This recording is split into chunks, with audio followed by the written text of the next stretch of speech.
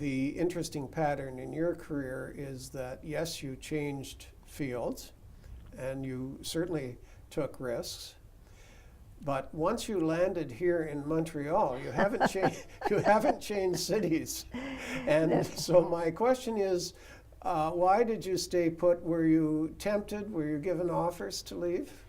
I wasn't given as many offers as people always flatteringly assume I was, but I think people knew I didn't want to leave. I like to tell myself that that's why.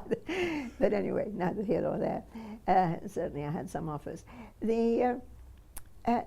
Well, you see, I loved Montreal. This gets back to conversation yesterday. There's this love affair I had with the French language, and then and I never had a chance of going to Paris. And suddenly finding myself in a city where there was, French and English, and where I could, and then the wonderful opportunity.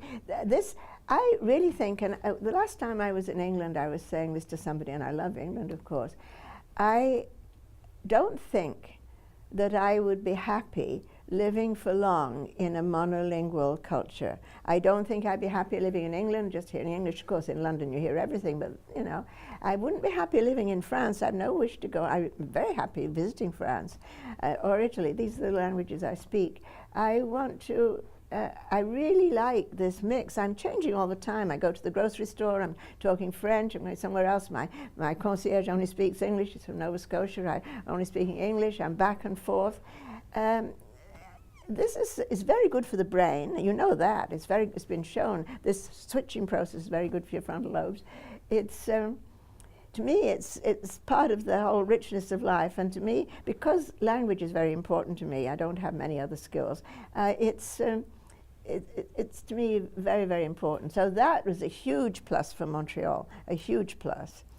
And then, because of starting at the University of Montreal and then switching to McGill, I have friends in both cultures, and that is very, very nice. And then other people like Montreal, you've probably realized that, maybe not, maybe you don't realize how much people like Montreal. They like to come and visit, and you get to see your friends, well, then I guess you're already answering the logical follow-up question, though, about Montreal and McGill. In these years from the 60s, when we've had the rise of separatist forces in Quebec, and as we talk, Quebec has a separatist government, and there have been... I'm not frightened of the separatists, I don't have a thing about it.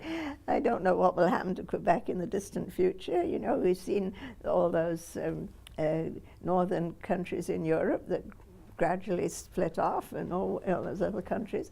I don't know. I'm certainly not a separatist myself at all, but I don't have a phobia about it, And so it hasn't... Well, I'm interested, of course. I mean, I'm interested in what goes on around me.